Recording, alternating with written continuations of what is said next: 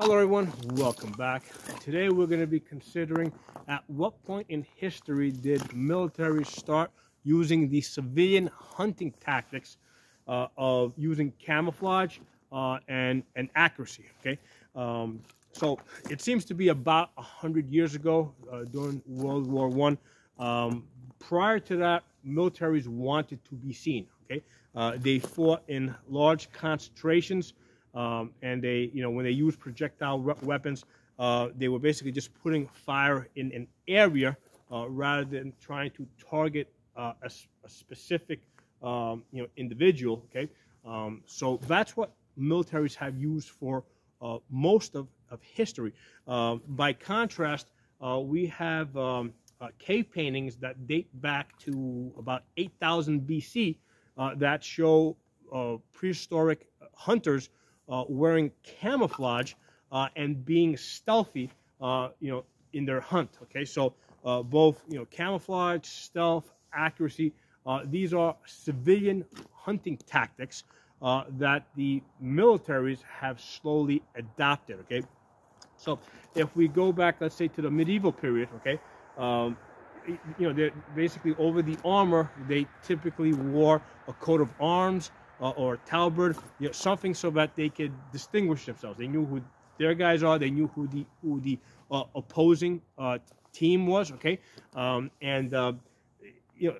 officers or knights, or lords, barons, basically the higher status people, in some way distinguished themselves. Okay, because during the medieval period, basically you did not want to kill knights. You wanted to capture them and ransom them. Okay, so these were high value people. Okay, they weren't worth anything dead. You wanted to capture them alive. Likewise, if they were losing the battle, they preferred to be captured alive. That's one of the reasons why medieval knights liked to fight so much, because they didn't get killed often, and basically it was kind of like a high stakes gambling game for them. Okay, go a little bit forward into history. Let's look at the British Empire. We see the British redcoats, right? Wearing these red coats. Again, bright colored uniform. Everybody knew who they were. And basically, presumably, anybody that wasn't wearing a red coat was not on their side. Okay. And let's take a look at the Brown Bess, right? The smoothbore musket that the British were using.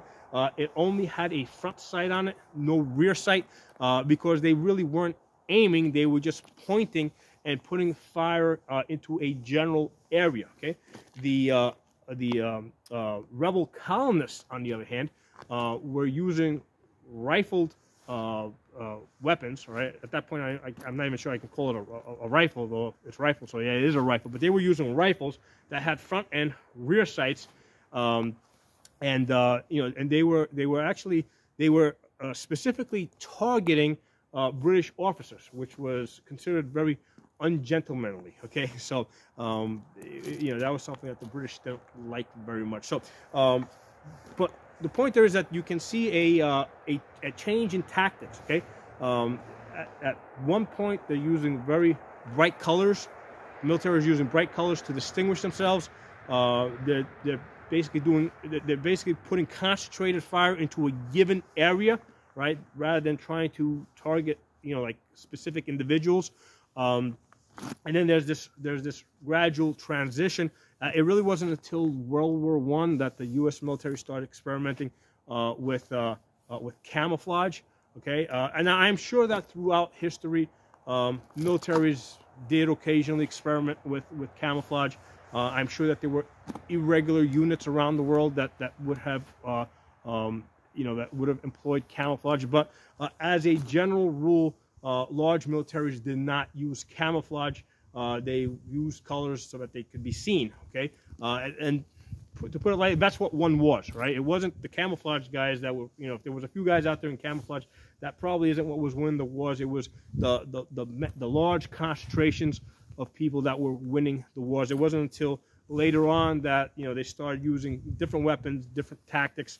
And they started using sniping tactics, okay, which again kind of went through a it went through a slow transition, okay. I know, for example, during World War II, General Bradley, okay, had said that he really would prefer, and I'm paraphrasing here, but basically he said that he really didn't mind if German snipers were not captured alive, okay? That kind of gives, that kind of indicates to us what a low regard the military in general had for snipers and this whole creeping around, taking these shots, in the dark or from the woods or out of trees. Officers among all armies generally had a pretty low regard for that style of fighting. It probably isn't until after World War II that it started becoming what I would consider, more glamorous, okay, more glamorized.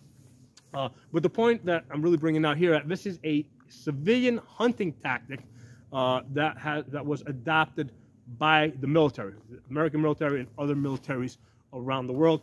And I'm basically putting this out there to you. So if anybody ever gives you any criticism for dressing in camouflage or training with your guns, right, and tells you that you're copying the military or you're being like a military wannabe type of guy, you tell them that the opposite is true, right? You tell them that it's the military that's copying civilian hunting tactics because it's a lot more effective and successful than some of the stuff that they had been doing in the past, okay?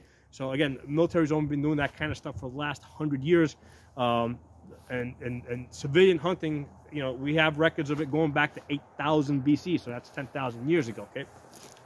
The other thing that I would put out there for you guys is when somebody tells you that, by wearing camouflage and training with your guns, you're being a military wannabe, right?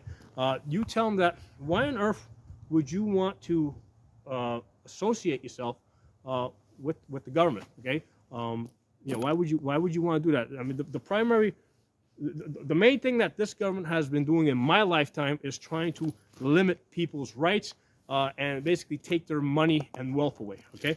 So why would I want to associate myself with the government? I have never served the government. I would never want my kids to serve this government or any other government for that matter. So if I was ever going to fight to defend my home, right, it would be in a militia. It would never be under contract to any government, okay? So another thing I'm putting out there for you guys to kind of work with. I'm giving you guys material to work with for when they come, when those people come along and tell you that you're trying, basically you're trying to be a military wannabe. So I hope you guys enjoyed this video. I hope you guys are able to relate to this video. Drop some comments below. If you're not a member of the channel, subscribe, hit that bell button. I'll talk to you guys soon.